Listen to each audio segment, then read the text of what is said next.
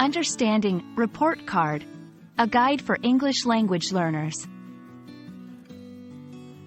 Hello everyone. Today, we're diving into a commonly used phrase in English, report card. Whether you're in school, a parent, or just curious, understanding this term is essential. Let's explore its meaning, usage, and some examples.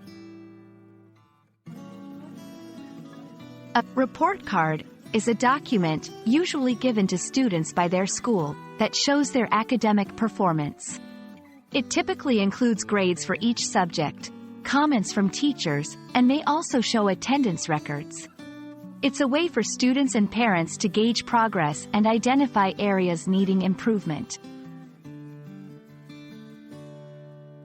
Report cards have been around for centuries, evolving over time. Initially, they were simple handwritten notes, but now they often come in digital formats. Understanding this evolution helps in appreciating how education systems have advanced in assessing and communicating student performance.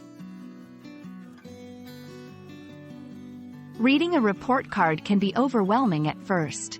Focus on the grades for each subject, which can be letters, A, B, C, etc., or numbers. Comments from teachers provide qualitative insights.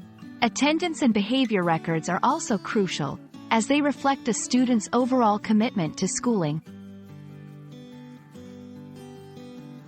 Report cards are not just about grades. They are vital tools for tracking progress, identifying strengths and weaknesses, and setting goals. They also foster communication between students, teachers, and parents, making them a cornerstone in the educational journey.